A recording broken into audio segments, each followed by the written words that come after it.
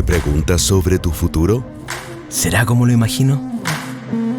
¿Tus inversiones están creando el futuro que quieres? Sí, y no solo el mío. También el de mi familia. ¿Tu patrimonio está protegido? Sí, porque elijo asesorarme con expertos. El poder de tus decisiones crea futuro. Por eso en Inversiones Sura te asesoramos con soluciones personalizadas y con la mayor oferta de productos de inversión del mercado. El poder de tus decisiones crea futuro. Sura.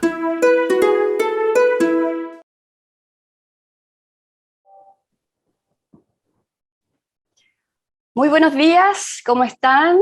Gracias por estar conectados hoy con nosotros. Hoy damos comienzo a nuestro webinar Asesorando en tiempos complejos.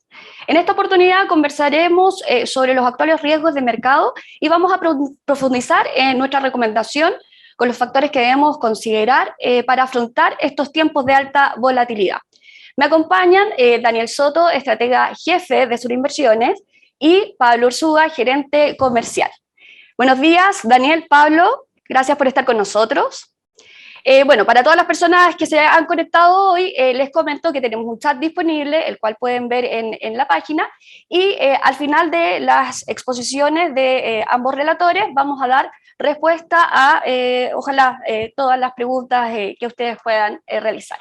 Daniel, para comenzar entonces, que estamos ansiosos por entender qué es lo que está pasando y cómo podemos afrontar esta situación. Muchas gracias, Denise. Ojalá que la presentación ayude a calmar un poco la ansiedad que actualmente debe existir en la mayoría de los inversionistas. Vamos directamente al contexto en que estamos en términos económicos y financieros, y es un contexto relativamente inédito en los últimos aproximadamente 15 años. Es un contexto de alta inflación en los países desarrollados, en Estados Unidos, en la zona euro y en varios países emergentes, como por ejemplo en la mayoría de los países de Latinoamérica.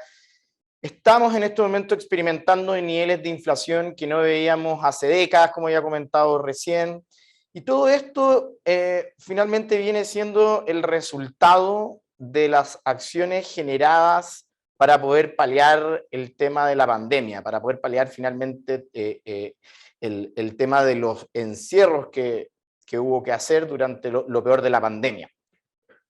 Esto, sumado a las disrupciones en la cadena de suministro, principalmente debido a los encierros y a las restricciones a la movilidad que ha habido en China, generaron por una parte una altísima demanda de productos, esto debido a que la gente estaba encerrada en sus casas, estaba con cheques en el bolsillo que había entregado el gobierno, y prácticamente sin consumir o sin poder consumir casi ningún servicio. Estaban los restaurantes cerrados, estaban los hoteles cerrados, estaban las peluquerías cerradas, prácticamente todo lo que vendría siendo servicio estaba sin poder, sin tener la posibilidad de consumirlo.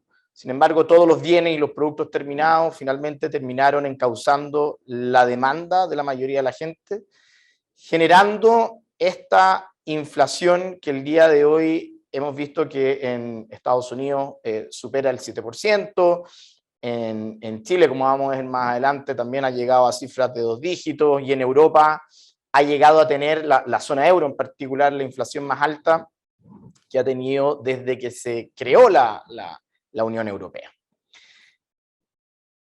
¿Qué es lo que pasa con la inflación y cómo esto finalmente se vincula a lo que está pasando con los mercados, a lo que está pasando con el índice global de acciones, que es el gráfico superior izquierdo que vemos ahí en la presentación, en donde vemos que después de un rally bastante pronunciado de las acciones después de la pandemia es esa gran caída que vemos ahí en enero de 2020, sin embargo hemos visto que durante el último tiempo hemos tenido una caída en los precios de las acciones, y también hemos tenido unas caídas hemos tenido un retroceso en las expectativas del Producto Interno Bruto global en general y de Estados Unidos en particular. Ese es el gráfico que vemos, el gráfico inferior izquierdo.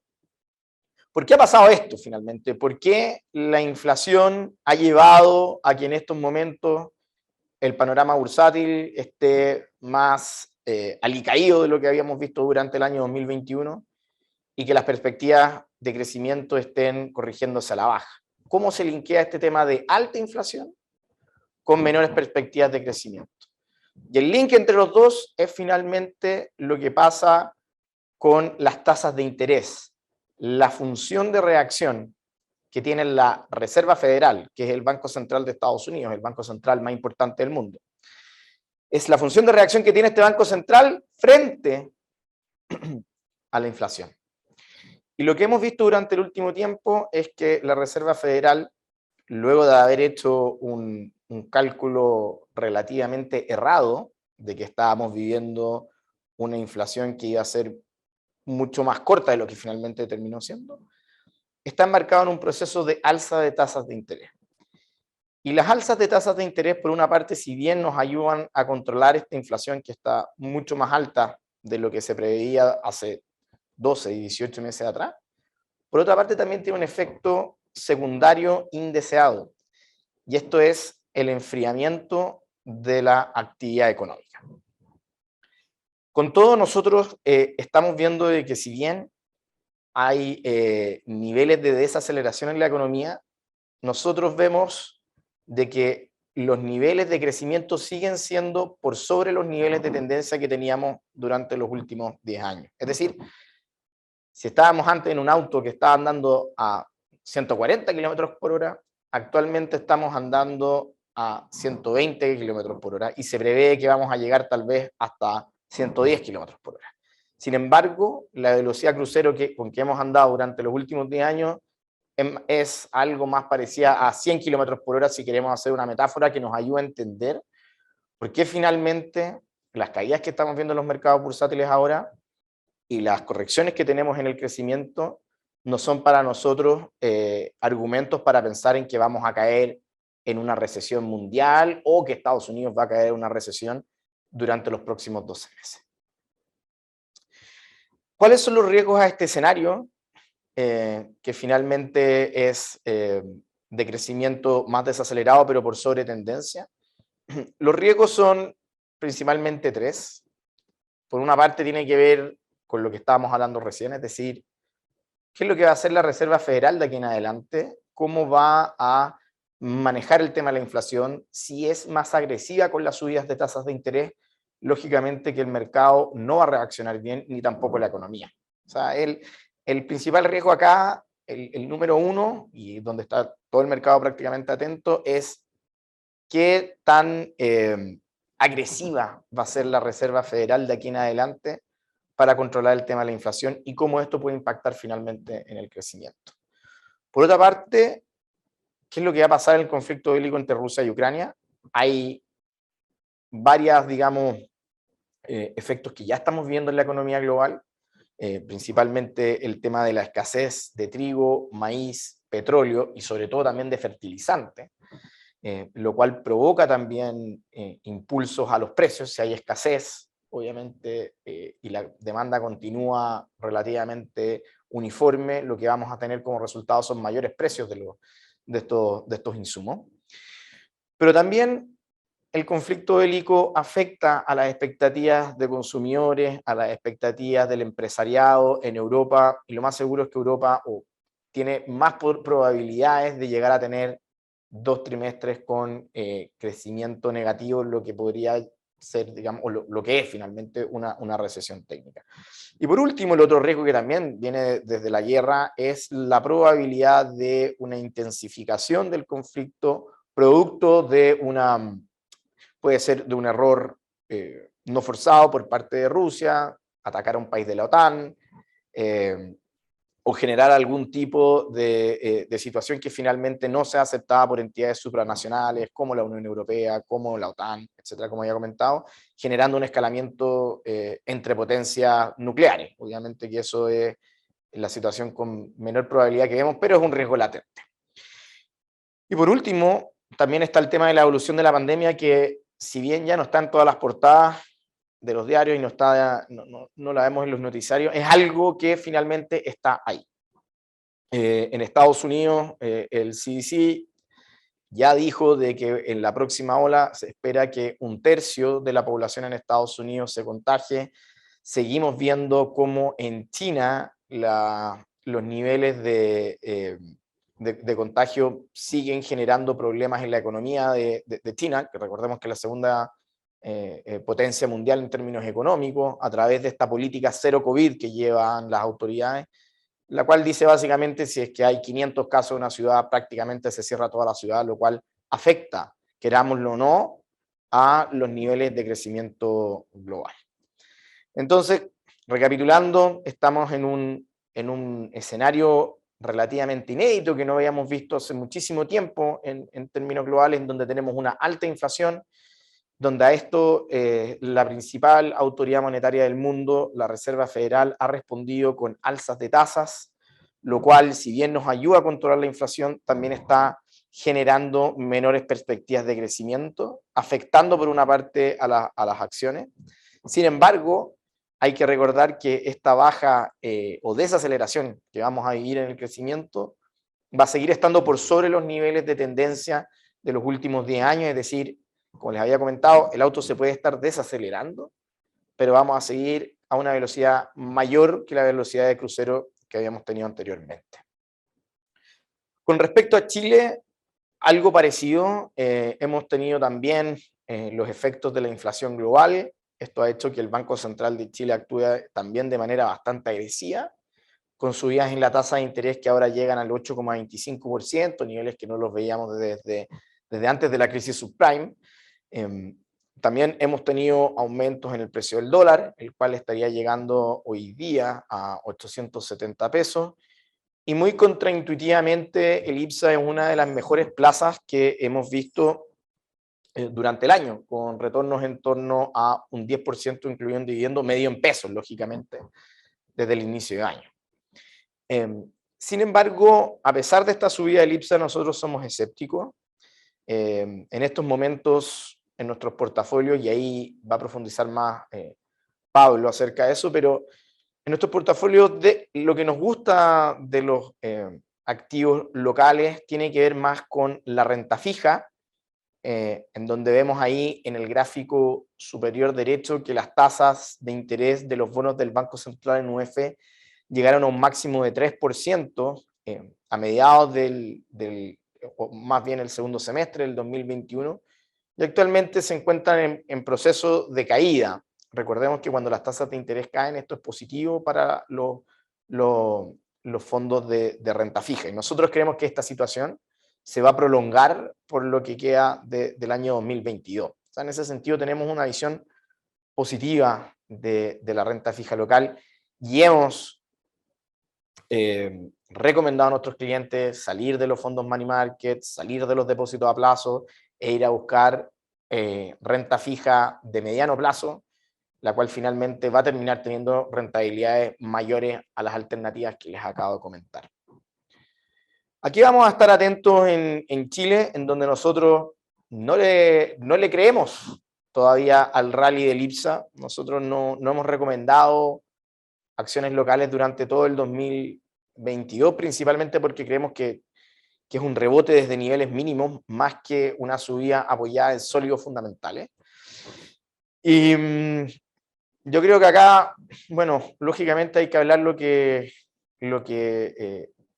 finalmente resiente la confianza de la mayoría de los inversionistas. Y lo primero tiene que ver con el tema de la Convención Constituyente, en donde hay muchas cosas que todavía no sabemos cómo se van a abordar si es que finalmente esta constitución, termina siendo aprobada.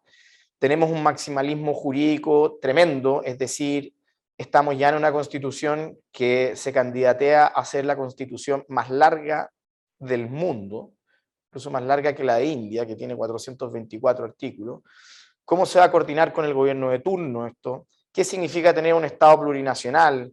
¿Cuáles son los alcances ecológicos de la Constitución?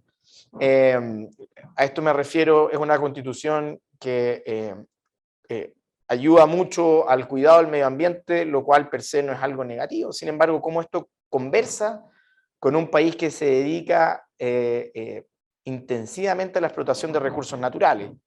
Y así, digamos, esas son varias de las interrogantes. Después, Hay artículos obviamente que se han aprobado en el Pleno y que no son favorables a la inversión y a la estabilidad económica, a la certidumbre jurídica y al mercado de capitales. O sea, punto número uno, tenemos un sistema judicial complejo en donde al parecer, y lo pongo al parecer porque cada constitucionalista tiene finalmente su propia interpretación, entonces al parecer no todos tendremos la misma justicia.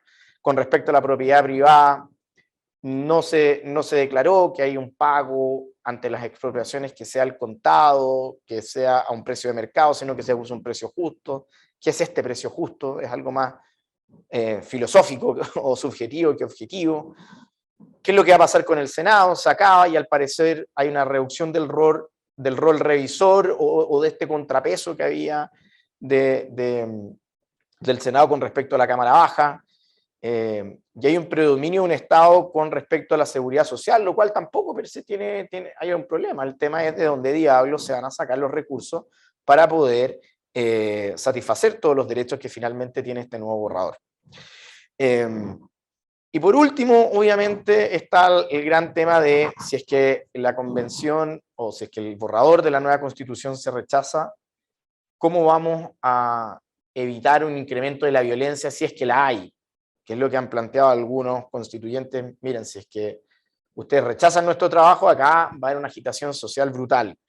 Bueno, si es verdad o mentira, no lo sabemos, pero obviamente, al parecer, 80% de la gente votó por una nueva constitución. Entonces, ¿cómo se articula esta preferencia de la población en Chile? Por otra parte, están las reformas del nuevo gobierno que también estamos mirando con detención y cómo esto podría afectar al mercado de capitales en general y la economía también. Y con respecto a la reforma de pensiones, lo que vemos con mayor probabilidad de ocurrencia tiene que ver que va a haber un alza en la cotización individual con cargo al empleador, aunque esto obviamente igual va a afectar a los sueldos líquidos, va a tener que ver porque va a ser mayor el costo de emplear gente por parte de los empresarios. Una parte grande de esta alza va a ir al pilar solidario y se podría perfectamente subir el tope de la cotización, es decir, para los que ganen más, aporten más al reparto. Y obviamente, pero acá el gobierno no puede pasar la planadora con esta reforma, ni con ninguna reforma, porque no tiene mayoría para poder hacerlo. Recordemos que necesitan quórum calificados para esto, y al parecer ni siquiera tiene mayoría simple. Y esto se demostró en la última votación relevante en la Cámara de Diputados con respecto al proyecto que envió Hacienda acerca del quinto retiro light, que le decimos nosotros, que era básicamente retiro para enfermedades y otro tipo, digamos, de situaciones especiales. Donde hay más incertidumbre con respecto a la reforma de pensiones, ¿qué va a pasar con el rol del Estado? ¿Va a haber alguna AFP del Estado? ¿Van a pasar todos los saldos acumulados desde las AFP a una entidad estatal y va a desaparecer la AFP? ¿Cuál va a ser el alza finalmente en las cotizaciones de un día a un 18? ¿Cuánto, o de un día a un 16? ¿Cuánto de este 16 o 18 o 20 va finalmente a administrar el Estado? ¿Cuánto de esta cotización adicional va a ir a pilar solidario, etcétera? O sea, ahí hay una serie, digamos, de situaciones que todavía no están claras por parte prácticamente de nadie en este momento, ni siquiera del mismo gobierno. Van a seguir siendo heredables los ahorros, se van a administrar encuestas individuales o va a ser un gran pozo común en donde a uno le van a pasar una tarjeta con unos puntos, que en algún momento también se comentó al principio cuando estaban haciendo campaña los diferentes presidentes. ¿Y cómo va a incidir esto? O sea, cómo el resultado de la Convención Constituyente finalmente incide en toda esta, en la convicción con que el gobierno va a salir a presentar estas reformas. O sea, no es ninguna novedad que si gana el rechazo eso sería un golpe grande para el gobierno, si gana el apruebo sería todo lo contrario. Aunque si gana el apruebo por un 51% o 50,2% va a estar en una situación también bastante complicada. La otra reforma que también va a presentar el gobierno y que también estamos mirando con más detención es la reforma tributaria. Acá hay una posible baja de los montos de cada tramo del global complementario para terminar pagando finalmente más impuestos y una creación de un tramo por sobre el 40%. Y esto va en línea con esta idea de tener impuestos más progresivos, el que tiene más, que pague más. Y el tercer punto que está ahí también va muy en línea con eso, que tiene que ver el impuesto a los súper ricos. ya sea las contribuciones de bienes raíces, o en la sobretasa de vehículos de lujo, o tal vez pagar algún tipo de impuesto por patrimonio que no sea finalmente inmobiliario, lo cual sería tremendamente difícil de hacer un catastro. O sea, habría que meterse aquí a las casas de las personas, a mirar los cuadros y los relojes que tienen, eso sería bastante difícil. Es un impuesto que varios académicos han calificado como populista, pero es algo que seguramente puede ir también ahí, aunque sea para negociar. Y lo tercero también que es importante ver es lo que ha pasado con los cambios tributarios en los seguros de vida con ahorro, con respecto a las ganancias de capital. Un rescate parcial asume que primero se rescata el capital y al final los intereses, eso es lo que finalmente se determinó, y se genera una excepción tributaria para rescates en pólizas que tienen más de 5 años de vigencia, de 17 UTM por cada año en vigencia. Las compañías van a deberán retener un 15% de las utilidades reales originadas en rescate, eso también es importante destacarlo. Y en el siguiente proceso tributario, el Servicio de Impuestos Internos va a reliquidar los impuestos según el tramo real que debió haber pagado el cliente.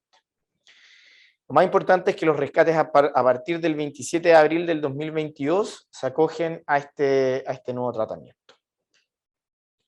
Por otra parte, con respecto a los beneficios a la herencia, las pólizas emitidas antes del 4 de febrero del 2022 mantienen el beneficio, no así las posteriores, y queda a efecto de impuestos a la herencia toda indemnización, es decir, capital asegurado más ahorros acumulados. Las compañías de seguros van a retener el impuesto y luego pagarán la indemnización a los beneficiarios, eso también es importante, es decir, esto no pasa, digamos, por responsabilidad del contribuyente. Y las modificaciones a las pólizas vigentes podrían hacer perder el beneficio, eso también hay que dejarlo claro. El Servicio de Impuestos Internos indica textualmente, contratando cláusulas adicionales, ampliando la cobertura de siniestro u otras modificaciones similares. Esas son las modificaciones que podrían hacer perder el beneficio eventualmente.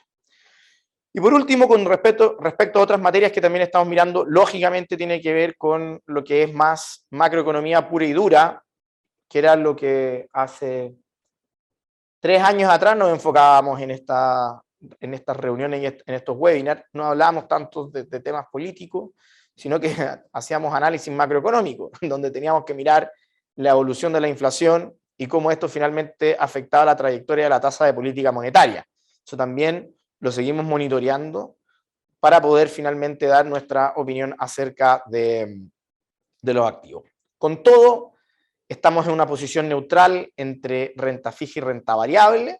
Ya les va a explicar Pablo qué significa esto. Dentro de la renta variable lo que más nos gusta es Estados Unidos y Japón.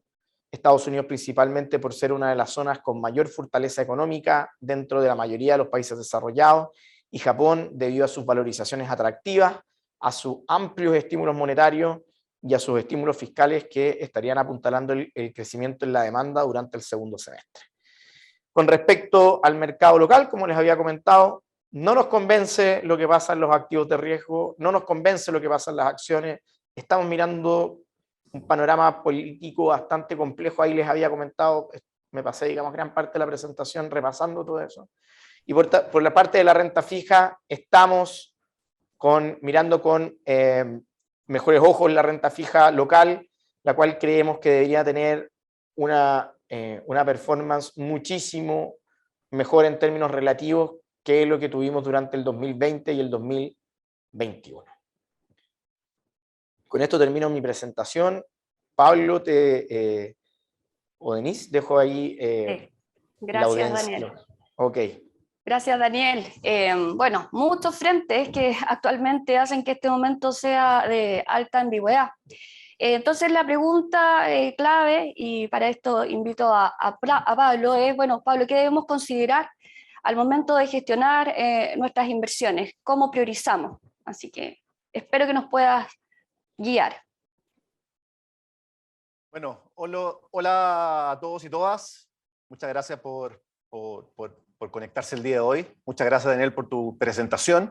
Y hoy día les vengo a hablar sobre volver a las bases. Aquí en la primera slide de la presentación lo puse claramente. Volver a las bases significa acordarnos del propósito de la inversión que yo tengo, de los objetivos por el cual yo invertí, y también de repasar el perfil de riesgo o perfil de inversionista que tengo.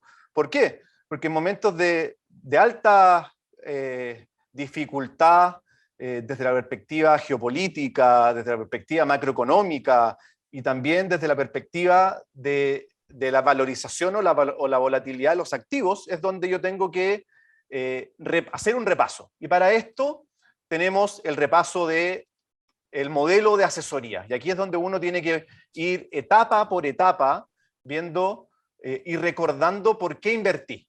Entonces, nuestro modelo de asesoría, el que entregamos de manera corporativa y desplegamos hacia nuestros clientes, consta de 4 etapas. La primera es la definición del perfil de inversión y también de los objetivos de dicha inversión. Cuando tengo claro eso, paso a elaborar una estrategia de inversión personalizada, que consta de 2 grandes etapas. La primera, estructurar la inversión o estructurar la inversión a nivel estratégico, y después estructurar la inversión a nivel táctico. Seguimos con la recomendación, que principalmente es ir haciéndole ajustes a mi recomendación a nivel estratégico y táctico. Y por último, el acompañamiento, que finalmente uno lo puede definir como todo lo que es el relacionamiento con los clientes, el animarlos a que toman decisiones y finalmente puedan plasmar las recomendaciones, que puedan tomar un producto y que también finalmente los animemos a que puedan de manera circular, ya que este modelo circular, constantemente ir revisando el perfil y los objetivos. Entonces, voy a partir rápidamente con el primero, que es conocer al cliente. Y aquí voy a profundizar solamente en el punto 2, 3 y 4. La radiografía del patrimonio actual, es decir, cómo está estructurado mi patrimonio en su totalidad, a nivel de propiedades, a nivel de inversiones financieras, inversiones previsionales y también inversiones reales. Después, los objetivos de la inversión. Son inversiones para el largo plazo, para simplemente hacer rentar el dinero, para cierto objetivo en particular, entre otras cosas. Y por último, que es central, la capacidad y la disposición a tomar riesgo. ¿Qué es la capacidad? Principalmente se explica por el tamaño del patrimonio que yo tengo. Y la disposición es el apetito al riesgo. Una persona, 2 personas con la misma disposición o el mismo apetito al riesgo, va a poder tomar más riesgo la persona que tenga un patrimonio mayor, porque puede aguantar mayor volatilidad. Una persona con patrimonio menor no puede tomar el riesgo, el mismo riesgo de una persona que tiene un patrimonio mayor. Entonces, la capacidad y la disposición van de la mano. Y por último, el perfil de inversionista se debe completar una vez al año. Y si alguien no lo ha hecho, hoy es un buen minuto para revisarlo y actualizarlo. Seguimos con este mismo punto número 1. ¿Cuáles son las características que yo busco en los productos para poder cumplir los objetivos? Las características pueden ser de autogestión, beneficio tributario, bajos costos, selectividad, flujos periódicos, custodia en Estados Unidos. Quiero custodiar quiero que todos mis activos estén custodiados afuera, no en un intermediario local, sino que afuera. Inversiones en dólares, es decir, dolarizar y pensar en dólares con mis platas. La inembargabilidad y también la cobertura cambiaria. Todos estos productos que ustedes ven aquí al lado derecho, muchos de ellos tienen varios de estas características. Ahora vayamos a la segunda etapa, que es la personalización de la estrategia de inversión. Y aquí yo le hablé de 2 momentos. El momento de definir el allocation o la distribución estratégica de mis inversiones y después el táctico. Vayamos al estratégico. La distribución estratégica, entiéndase como la primera decisión. Una vez que ya tengo claro mis objetivos, voy a decidir cuánto de mis platas voy a alocar a caja o money market, cuánto le voy a destinar a renta fija local, cuánto voy a destinar a renta fija internacional, cuánto le voy a destinar a renta variable y cuánto le voy a destinar a activos alternativos. Y según el perfil de inversionista, si alguien es activo, moderado o conservador, nosotros entregamos rangos de sugerencia. Y súper importante, este es un dato, esta decisión, de definir esta distribución a nivel de activos, en el largo plazo va a explicar el 80% del retorno, ni más ni menos. Ahora, cuando ya tengo clara esta definición, que es cómo voy a invertir a nivel estratégico, viene la la decisión a nivel táctico, es decir, en cada una de estos tipos de activos o estas cajitas que vemos arriba, ¿qué voy a hacer? Por ejemplo, en la renta fija local, ¿en qué emisores voy a invertir? ¿En papeles de gobierno, en papeles de corporativos, papeles bancarios? ¿En qué duration? ¿O en qué moneda? También, por ejemplo, en renta variable. Si es que voy a sobreponderar la renta variable local, la renta variable internacional, y dentro de la renta variable internacional voy a elegir países emergentes, desarrollados. Y dentro de cada una de estas subcategorías de países emergentes o desarrollados es en qué país voy a alocar, y después puedo seguir abriendo, en qué sector. O sea, uno puede profundizar muchísimo a nivel táctico. Y siguiendo con la explicación de cómo se compone el retorno en largo plazo, dijimos que la decisión estratégica explica el 80% del retorno y el táctico explica el 20% restante, pero ayuda muchísimo a gestionar los riesgos, sobre todo en estos momentos de alta incertidumbre actual. Una de las decisiones que siempre se toman a nivel táctico es si es que vamos a estar cortos o largos en renta variable. Por ejemplo, vayámonos al perfil moderado. Uno de repente cree que cuando nosotros decimos que estamos cortos en renta variable, significa salir 100% de renta variable e irse 100% de renta fija. Eso no es la definición correcta, eso es hacer market timing. La definición correcta de estar cortos en renta variable es bajar simplemente un peldaño dentro de cada uno de los perfiles. Vayámonos a un ejemplo, perfil moderado, donde cuando uno dice que está neutro entre renta fija y renta variable, se podría entender que esta persona tiene que tener 50% dentro de renta variable y 50% dentro de renta fija. Si es que uno dice que está corto en renta variable, entiéndase que esa persona debería bajar un peldaño. Debería alocar 30% en renta variable y 70% en renta fija. Entonces, no es hacer movimientos bruscos. Y cuando uno está largo en renta variable, entiéndase pasar de 50% a 60%. Nosotros hoy día, hasta febrero estábamos largos en renta variable y dado lo que ocurrió con Ucrania y Rusia, con la invasión, bajamos un peldaño. Entonces pasamos a estar neutrales entre renta fija y renta variable. Y lo correcto que una persona, un inversionista, tendría que haber hecho es pasar de 60% en renta variable a 50%. Esto es una decisión a nivel táctica. Después, ahora sigamos.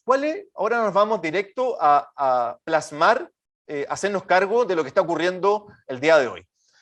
¿Qué es lo que está pasando? Estamos viendo muchos riesgos en el horizonte. Y aquí yo mapeé simplemente 4. Inflación. ¿Qué medidas, en base a la inflación, que en Estados Unidos está desbocada sobre 8% últimos 12 meses, qué medidas se van a tomar en Estados Unidos a nivel de Banco Central? ¿Qué medidas se van a tomar en Europa a nivel de Banco Central también? ¿Y cómo van a reaccionar los inversionistas a eso? Y también, por supuesto, en Chile. La guerra en Europa o la invasión de Rusia a Ucrania. ¿Qué hacer? ¿Qué hacer con lo que está ocurriendo a nivel sanitario? La política COVID-0 en China y también la incertidumbre local. ¿Cuál es el desenlace del proceso constituyente? Porque acordémonos que el proceso constituyente no termina en septiembre con el resultado apruebo o rechazo. Sea cual sea el camino, va a venir un plazo de años en resolver todo el proceso constituyente en su totalidad. Ahora vayamos a las recomendaciones. Inflación local.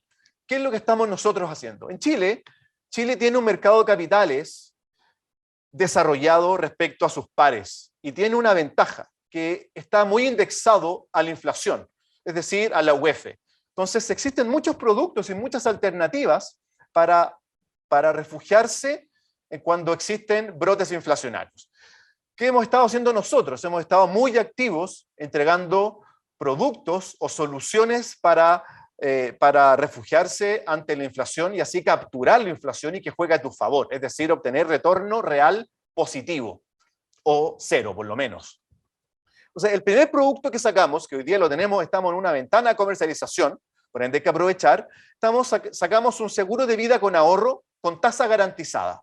Es un producto a un año plazo con una tasa garantizada de UEF más 0,5, es decir, por los próximos 12 meses el inversionista va a obtener su inversión más la UEF, más la evolución de la UEF, más un 0,5. Y importante destacar que los beneficios tributarios que conocíamos del seguro de vida, solamente hoy día corre el de la inembargabilidad. Fondos mutuos estructurados. Hemos ya lanzado 4 fondos estructurados, 2 de Sura en UF y 2 de BTG también en UF, que básicamente son 4 fondos parecidos. Fondos a 2 años plazo con un periodo de comercialización acotado, donde se compra una cartera de bonos de alta calidad crediticia y se llevan a término. Entonces, al término de los 2 años, los inversionistas van a percibir la inflación o el retorno real más un spread. Y hoy día vamos a lanzar la próxima semana un fondo de Sura, un fondo estructurado con la misma lógica, que es por un periodo acotado de comercialización, pero este es en pesos. Y va a ser a 1 año plazo. Es decir, vamos a comprar una cartera de instrumentos de deuda que hagan calzar el tiempo para entregarle un retorno objetivo entre 7 y 8% en pesos. Seguimos con los fondos mutuos en UF. Esta es la parrilla de fondos que tenemos disponible para los clientes siempre, porque los clientes pueden entrar y salir cuando estimen conveniente. El renta depósito, que es nuestro money market, que finalmente tiene un retorno muy similar a un depósito a plazo y que se guía por la TPM. Es decir, si la TPM, la tasa rectora del Banco Central, si la TPM sube, el money market va a ir enganchando los documentos, los papeles cuando vayan venciendo a un mayor interés. Y hoy día el money market está entregando retornos bastante interesantes, muy cercanos a los de un depósito a plazo. Tenemos fondos de deuda menor a 1 año en pesos, que es el Sura a corto plazo, que también con bajo riesgo de tasa de interés, porque invierte hasta un año en promedio. Y también vamos a lanzar en las próximas semanas el mismo fondo que el corto plazo en pesos, pero en UF. Es decir, va a tener una mayor composición de papeles en UF, donde va a poder capturar de mejor manera si es que siguen los brotes inflacionarios hacia adelante. El Sura Renta Local UF, que es un fondo de deuda también con cierta exposición a riesgo de tasa de interés, hay que ser claro con eso, pero que está en UF, es decir, en caso que la inflación siga a estos niveles, va a poder capturar de buena manera la UF. Entonces, es importante transmitir que siempre tenemos una oferta permanente de fondos en UF para aprovecharla, y también ofertas limitadas como son los fondos estructurados y el seguro de vida. Y por último, los fondos de inversión de deuda privada y renta residencial.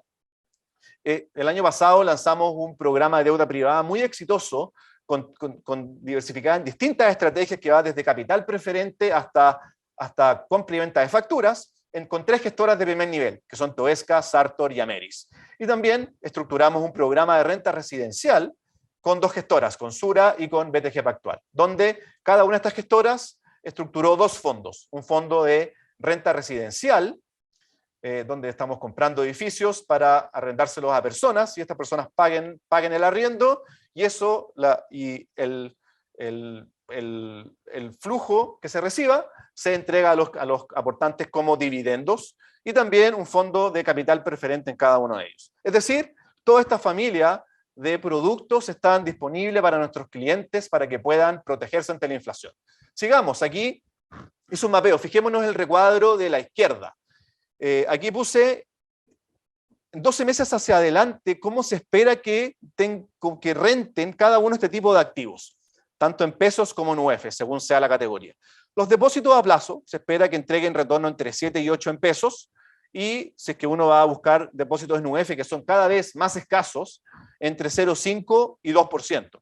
Money Market debería estar entregando retornos hacia adelante muy similares a un depósito a plazo, al igual que la deuda menor a 1 año en pesos. La deuda menor a 1 año en UF debería estar entregando un retorno futuro entre 0,5 y 1% real. La deuda a mediano plazo, es decir, entre 2 y 4 años, con algo de riesgo de tasa de interés, es decir, si es que las tasas se mueven al alza, puede que este retorno no se dé. Esto está pensado si es que las tasas se mantuvieran en estos niveles. Entonces uno podría obtener un retorno entre 0,5 y 1,5, dependiendo la duración o el riesgo de tasa que uno quiera asumir.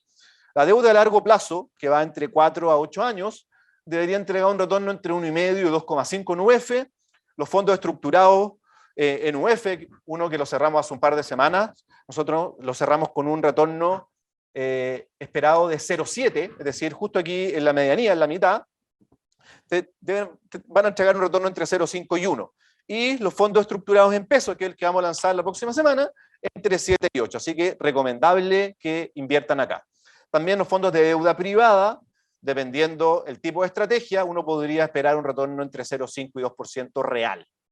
Y la renta inmobiliaria, por supuesto, sabemos que es más ilíquida, que tiene otras características, porque finalmente dependemos del activo inmobiliario en sí, retornos entre 3 y 5%. Y acá el resultado en el recuadro de la derecha, ¿cómo le ha ido a los fondos mutuos que tenemos nosotros en cada una de las categorías? El renta depósito, que es nuestro money market este año, ha rentado hasta el día 10 de mayo 1,85, el renta a corto plazo, que es el fondo de deuda menor a un año en pesos, 2,9, el multiactivo conservador, que es un fondo de deuda mediano plazo en UF, 5,5, el renta corporativa a largo plazo en UF, que invierte en deuda a largo plazo en UF corporativa, 6,6, el fondo de Sura estructurado, el primero que lo lanzamos a fines de enero, si mal no recuerdo, quizás en febrero, en los últimos 90 días ha rentado 4,74, y el programa deuda privada este año, al cierre de abril, va en 2,6. Es decir, los fondos mutuos han sido una muy buena estrategia de inversión este año para protegerse ante los brotes inflacionarios. Sigamos, para cómo nos hacemos cargo de la volatilidad internacional. Bueno, aquí tenemos nuestra plataforma internacional, que es Pershing, ahí te permite invertir en carteras recomendadas. ¿Qué es lo que nosotros proponemos ante eso? Bueno, Pershing es un broker-dealer, custodio, con oficinas centrales en Nueva York. Nosotros tenemos alianza con ellos, por ende somos sus intermediarios en Chile. Si un cliente quiere invertir a través de Pershing, abre una cuenta con nosotros y se envían las platas para afuera, y el abanico de inversiones es muy amplio. Uno puede invertir en todos los activos que uno estime conveniente, desde bonos, acciones, ETF, u otro tipo de activos transaccionales, y también en fondos mutuos. Tenemos alianza con todas estas gestoras que pueden ver acá, y tenemos disponible más de 800 fondos mutuos. Es para platas previsionales y no previsionales. Entregamos asesoría permanente en inversiones con carteras recomendadas, con y sin mandato, es decir, discrecionales y no discrecionales. Entregamos también asesoría tributaria, los ayudamos a completar sus DJ en abril y en junio, dada la responsabilidad adicional de que uno tributaria que uno asume cuando invierte afuera. Uno tiene una cuenta individual a nombre personal afuera, es decir, la cuenta, la custodia del título está a nombre mío en Nueva York, en Pershing, y también uno puede tener tarjetas de débito. Y también vamos a tener prontamente una oficina directo en Estados Unidos, Sura Miami, para quienes no deseen tener un intermediario local, puedan irse directo a una filial nuestra fuera de Chile. Es decir, existen oportunidades para capear la volatilidad internacional e incertidumbre local. Sigamos con lo mismo, fondos mutuos con alta convicción, los multiactivos. Los fondos multiactivos tienen la característica que tienen 3 características. La primera, son altamente tácticos, es decir, toman decisiones en 3 niveles. ¿Cuánto tengo que tener en renta fija? ¿Cuánto tengo que tener en renta variable? Por ejemplo, el multiactivo agresivo es un fondo mutuo que puede tener desde 100% de renta variable hasta 60% en renta variable. Es decir, puede tomar más riesgo o menos riesgo según vea las coyunturas hacia adelante, tácticamente. La segunda decisión es, dentro de renta fija y dentro de renta variable, ¿en qué mercados invierto? Y créanme que es un fondo que se mueve mucho, es decir, ha sabido capturar muy bien las oportunidades y también refugiarse en momentos de dificultad. Y la tercera decisión es, ¿tomo cobertura cambiaria ante el dólar o no tomo cobertura cambiaria ante el dólar? Es decir, tiene una gestión activa de monedas. Y aquí puse el retorno desde el inicio del multiactivo agresivo, que fue en junio de 2017, contra el fondo A Capital. Dicho sea de paso, el fondo A Capital en todo este mismo periodo debe estar entre las 2 mejores gestoras previsionales en retorno en ese multifondo. Y la verdad que la diferencia es bastante importante. La línea morada es el retorno del multiactivo agresivo, la línea blanca es el retorno del fondo A de la AFP. Ahora, el retorno de la AFP hay que descontarle los costos de la cuenta 2 o de APB. Entonces, el retorno la diferencia se abulta más aún. Entonces, el fondo mutuo multiactivo agresivo y el moderado, porque es un símil, tiene la misma lógica del agresivo, pero con una estructura más conservadora, es decir, algo parecido al fondo C, pero más activo, mucho más activo. Entonces, ¿qué les quiero comentar con esto? Que uno puede invertir un porcentaje de su portfolio en este fondo para así estar aprovechando las oportunidades y gestionando de buena manera los riesgos. Uno no tiene que tener todo su renta variable en este fondo, pero sí sugerido un porcentaje. Y este fondo Es un fondo de Sura Investment Management. Sigamos, ¿cómo hacer frente a la inflación internacional y a las alzas de tasa? Partamos con la inflación. Yo les conté hace un rato que en Chile existen muchos productos y muchas soluciones para hacer frente a brotes inflacionarios, porque es un mercado de capitales que está muy cargado al mundo real, es decir, para que tengan una noción, en los bonos del Tesoro, del Tesoro de Chile, del Estado de Chile, la deuda en UF es mucho, el porcentaje emitido que existe en el mercado es muy superior a la deuda en pesos.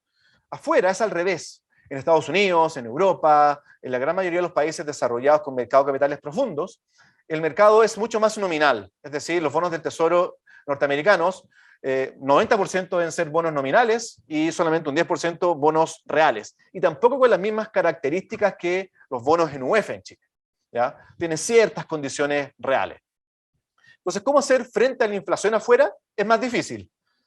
Entonces, una gran manera es diversificar hacia activos alternativos internacionales, es decir, invertir en estrategias de deuda privada, de real estate o inmobiliario, puede ser inmobiliario industrial, residencial y en menor medida oficinas, y también capital privado o private equity. ¿Nosotros qué hemos hecho? El año pasado lanzamos un programa activo alternativo que ha tenido un retorno espectacular desde los inicios, que diversificaban 3 estrategias, estas que están ahí, deuda privada, real estate y capital privado o private equity, con 3 gestoras de primer nivel. Y muchos clientes hicieron inversiones ahí. También que este año invertimos en un fondo de renta global, de un real estate internacional que diversifica en 2 gestoras. Lo hicimos a través de Sura. Es decir, un fondo de Sura que invierte en 2 gestoras de primer nivel en este tipo de estrategias. Y por último, estamos disponibilizando en el muy corto plazo activos alternativos a través de Pershing. Hoy día sabemos que, de hecho, de toda la UM o de los activos que administramos nuestros clientes, hoy día casi un 15% está en Pershing. Entonces tenemos que hacernos cargo de eso y por eso estamos disponibilizando estrategias líquidas pensadas en las personas de activos alternativos para private equity, real estate y deuda privada. ¿Por qué digo pensado en las personas? Porque los activos alternativos tienen ciertas características que de repente son complicadas de conjugar con la necesidad de las personas. Una de esas necesidades es liquidez. Entonces, estas estrategias son semilíquidas y la otra necesidad es el compromiso de capital. Uno va aportando en la medida que van saliendo alternativas de inversión. Acá uno aporta el capital inmediatamente. Entonces, adecuamos o buscamos gestoras con productos alternativos para adoptarlas a la necesidad de las personas. Entonces vamos a tener productos de activos alternativos a través de la plataforma Pershing en el muy corto plazo. Entonces, para hacer frente a la inflación afuera.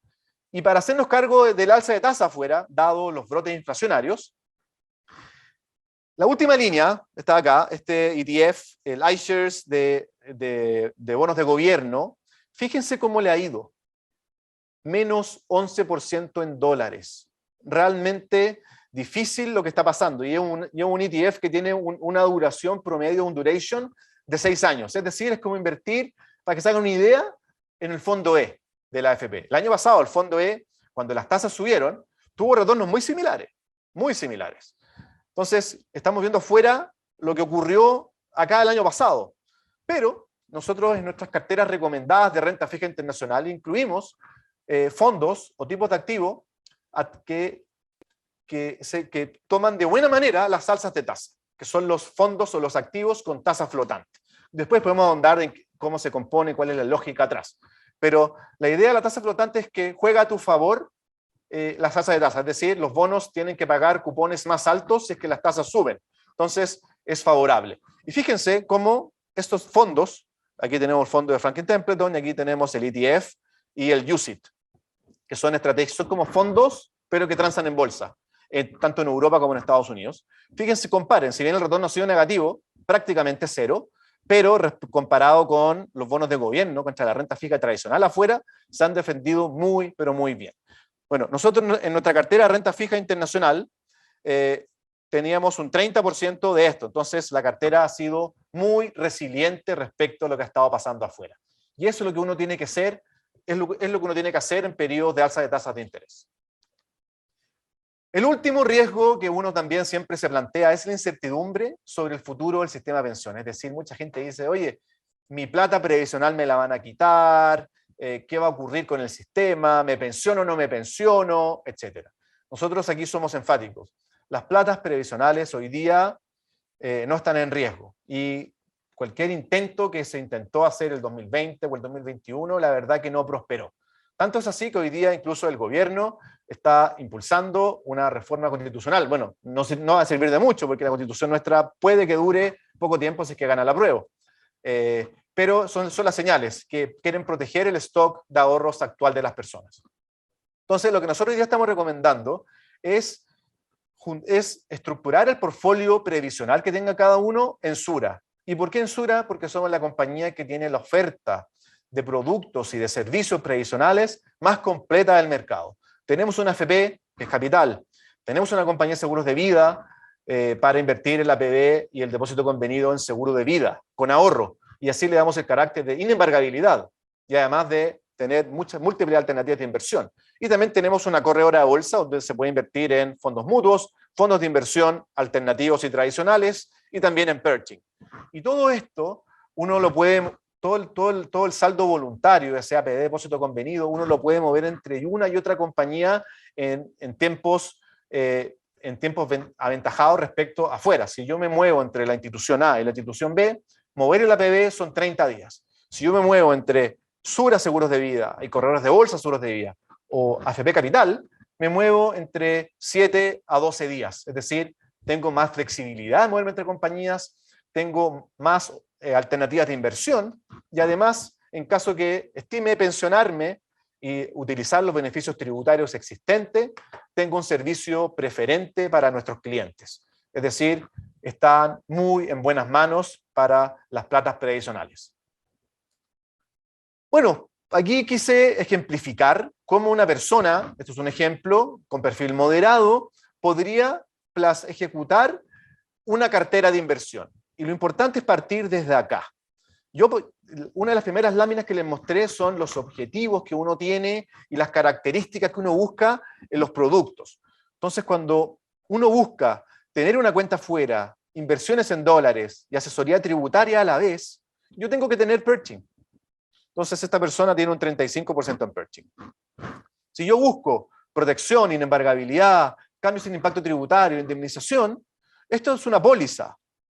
Tengo aquí un 20%. Y así con distintas características. Entonces, así es como uno estructura un portfolio de inversiones. Y bueno, quiero terminar repasando que son tiempos de volver a las bases.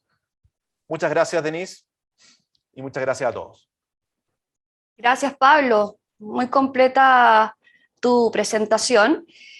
Tenemos muchas preguntas, son ya las 9:53, así que les pido que tratemos de ser lo más conciso posible en las respuestas, ¿sí?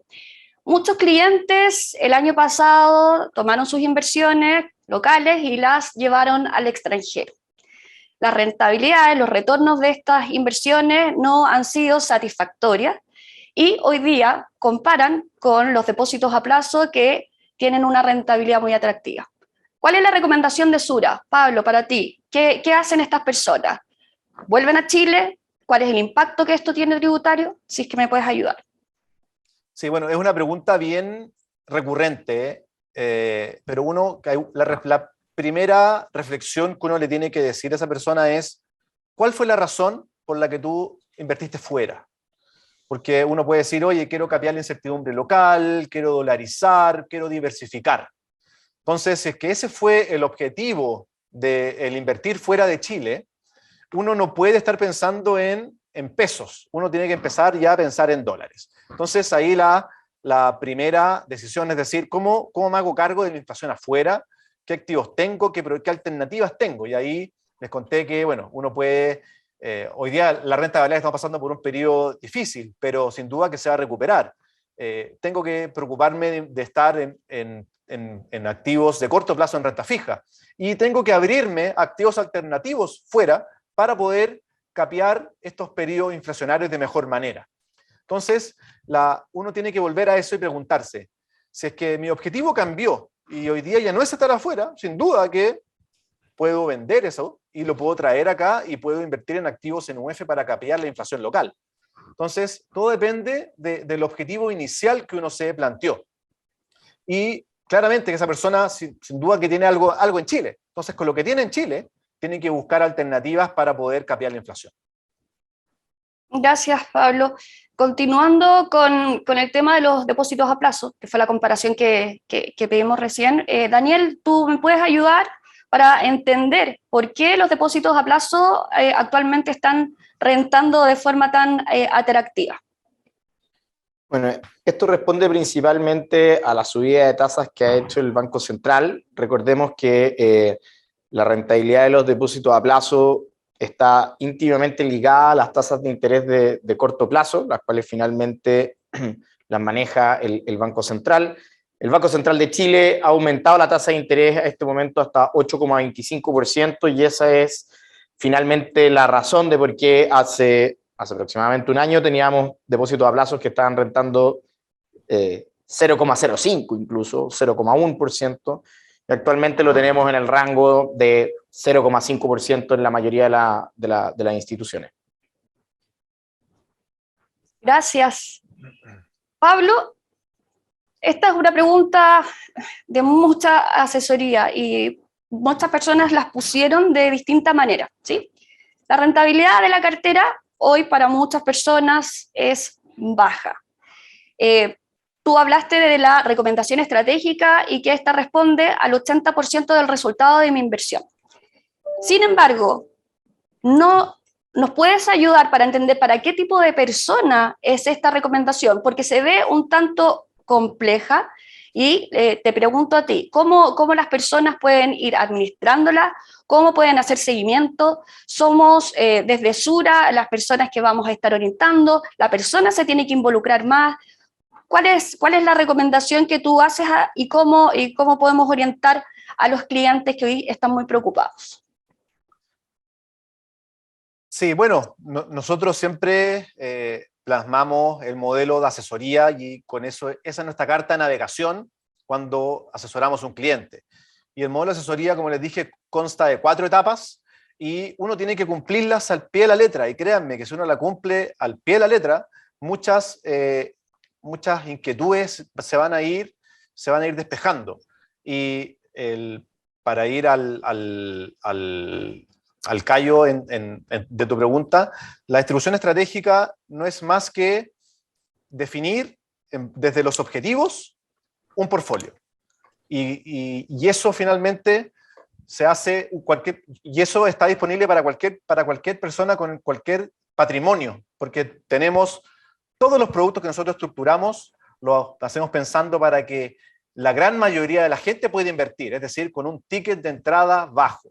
Entonces, todos pueden invertir en activos alternativos con las distintas estrategias, ya sea de deuda privada, ya sea de real estate, o de private equity o capital privado. En renta variable, el fondo mutuo que les mostré, el multiactivo, parte desde 5.000 pesos, y en renta fija también. Todos estos fondos estructurados que hemos aperturado, el seguro de vida tiene cierto ticket mínimo, pero los fondos mutuos estructurados y los fondos mutuos tradicionales también parten en 5.000 pesos. Entonces, toda persona puede estructurar un portfolio estratégico diversificado, si así se lo plantea, en conjunto con su asesor o asesora.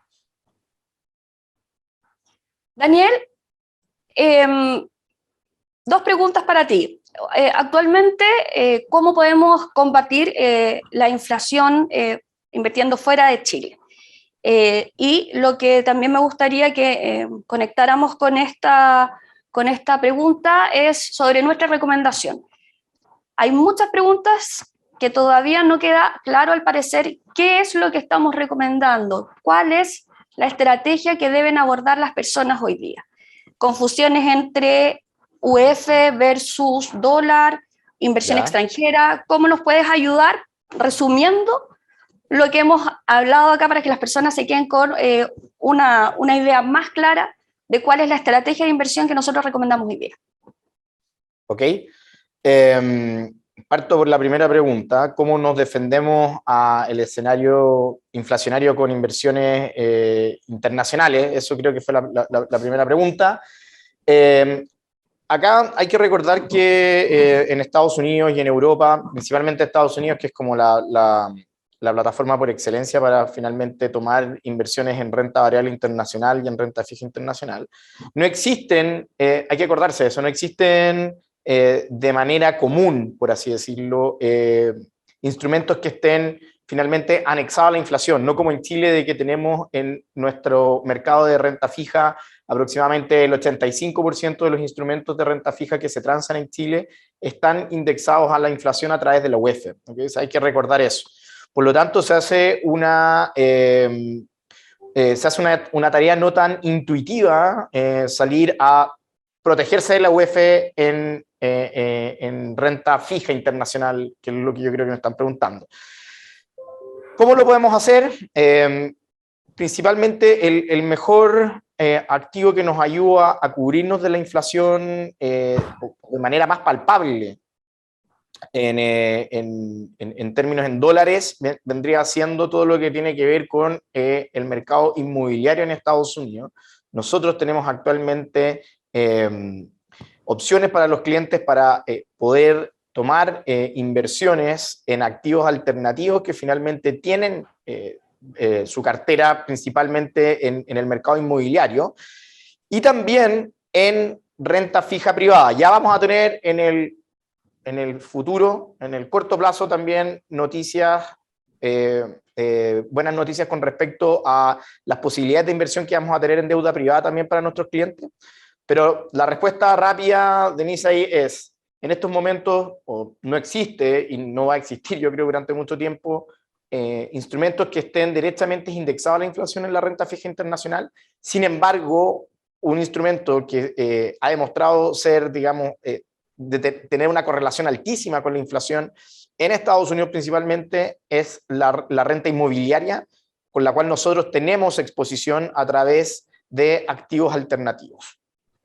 Eso por una parte. La otra parte entiendo que era cuál es nuestra estrategia en general, ¿no? O sea, ya, ¿qué es lo que ustedes están recomendando hoy en día? Si estar en UEF, bueno, en toda cartera siempre tiene que haber, lógicamente, una parte en dólares, una parte en UEF, tiene que haber una parte en Chile, tiene que haber una parte afuera, etc. O sea, siempre la página número 2 del libro de finanzas te dice que hay que tener diversificación. O sea, no todo al 23 negro en la mesa, y por así decirlo. Esto no es una ruleta, esto es una estrategia de inversiones en donde uno tiene que tener diferentes activos por si tenemos alguna, digamos, bajada en alguno de los activos, otros activos puedan finalmente sufrir esta bajada. Eso como introducción. Yéndonos directamente a la estrategia, nosotros en renta fija, en Chile nos gusta la renta fija que está indexada a la UEF en plazos entre 3 a 5 años. Entonces, ¿nos gustan los money market? No, no nos gustan. ¿Nos gustan los fondos mutuos de renta fija en UEF de corto plazo o de cortísimo plazo? No nos gustan. Nos gustan los fondos mutuos en UEF de plazos entre 3 a 5 años para la renta fija local. Perfecto. Entre renta fija local y renta fija internacional, ¿qué les gusta más? Nos gusta más la renta fija local. Vemos más valor en las tasas locales que en las tasas internacionales, sobre todo a los niveles que estamos viendo actualmente del dólar. Perfecto. En renta variable, ¿qué es lo que les gusta? ¿Les gusta Chile? Como les dije al principio, en Chile estamos neutral, no lo tenemos como una convicción dentro de nuestras carteras. ¿Qué les gusta entonces? A nosotros nos gusta la renta variable internacional. Y dentro de la renta variable internacional, ¿qué es lo que les gusta? Nos gusta principalmente Estados Unidos, que ha sido una de las principales convicciones que hemos tenido, yo diría, durante los últimos 18 meses. Y recientemente también hemos agregado Japón como una de las zonas con convicción. ¿Okay? ¿En qué fondos invertir ahí? Están las carteras recomendadas que le pueden preguntar a nuestros asesores. ¿Okay? Perfecto. Y si yo quiero tener mi plata en renta fija internacional, yo sé que a ustedes les gusta más la renta fija local, en UEF, de 3 a 5 años, pero yo quiero tener mi renta fija en dólares. ¿Qué nos recomiendan ahí? Tenemos una cartera recomendada en Pershing, la cual tiene principalmente renta fija flotante, que esta es una renta fija que finalmente se beneficia del alza de tasas. Recordemos que la renta fija común y corriente, cuando las tasas suben, tiene rentabilidades negativas. No, nuestra cartera de renta fija en Pershing tiene un 40% de un fondo en tasa flotante que se ve beneficiado por la subida de las tasas de interés, y el otro 60% en duraciones lo más baja posible para poder tener una rentabilidad lo más, digamos, pareja ante este nivel de escenario de tasa. Eso en términos generales, ¿ok? Gracias. Agréguenle la última cosita, Denise, agréguenle también al portafolio, como habló Pablo, también estamos recomendando, hicimos un programa sobre eso, renta fija privada en Chile, que en estos momentos está dando aproximadamente 0,8%. Tenemos partners con los que trabajamos en un programa de renta fija privada local, Ameris, Toesca, Sartor. Agreguen también a los portafolios en estos momentos de inflación, renta inmobiliaria. Tenemos fondos internacionales y también tenemos fondos nacionales para eso. Y por último también van a haber nuevas noticias acerca de otros activos alternativos que también son muy recomendables para las carteras. Gracias, Daniel. Estamos pasados en el tiempo, pero no puedo cerrar el webinar sin una pregunta que han hecho muchas personas para Pablo. El Servicio de Impuestos Internos emitió 2 circulares que afectan o regulan la tributación, ¿cierto?, de los seguros con ahorro y protección. O sea, es decir, que van a tributar a la ganancia de capital. Nosotros enviamos un comunicado a nuestros clientes que mantienen seguros con ahorro en Sura el día 2 de mayo, donde comentamos de estas 2 circulares. ¿Puedes reforzar los puntos más importantes para que las personas entiendan qué es lo que pueden hacer hoy día y cuáles son los puntos que también faltan aún por esclarecer? Sí, bueno, Impuesto Interno reguló simultáneamente una condición o un beneficio que era la indemnización libre de impuestos que tenían estas pólizas, que se terminó con una promulgación de ley en febrero de este año que cerraba múltiples exenciones tributarias, es decir, la circular que sacó ligada a eso venía a decirle a la industria el proceder de eso, y también reguló e intentaba poner fin a una pugna que tuvimos toda la industria con el servicio porque ellos el año 2017 empezaron a proponer que el producto toda la vida había tributado en caso que el asegurado retirara en vida y tuviese mayor valor. Entonces, el de la indemnización, a grandes rasgos, te dice que las pólizas emitidas desde el 4 de febrero en adelante no tienen el beneficio tributario de la indemnización, sino que se suman a la masa hereditaria. Ahí hay un paso a paso que por temas de tiempo no lo voy a profundizar. Y también te dice que pólizas emitidas antes del 4 de febrero que sufran ciertas modificaciones pueden perder el beneficio de la indemnización y pueden pasar a ser parte de la masa hereditaria. ¿Qué son las modificaciones? Es lo que estamos intentando, uno, consensuar a nivel industria, y dos, preguntarle al servicio para tener un mayor detalle al respecto. Entonces, una recomendación es, personas que quieran hacer aportes importantes a sus pólizas antiguas, hoy día no lo hagan directamente, sino que inviertan en un fondo mutuo, mantengan las platas ahí, y una vez que haya claridad, puedan invertir. Ese tipo de cosas son las que hoy día estamos intentando resolver desde esa perspectiva. Y desde la perspectiva de los rescates, el servicio dijo que desde el día 27 de abril en adelante, cualquier persona que retire y tenga mayor valor asociado va a tributar.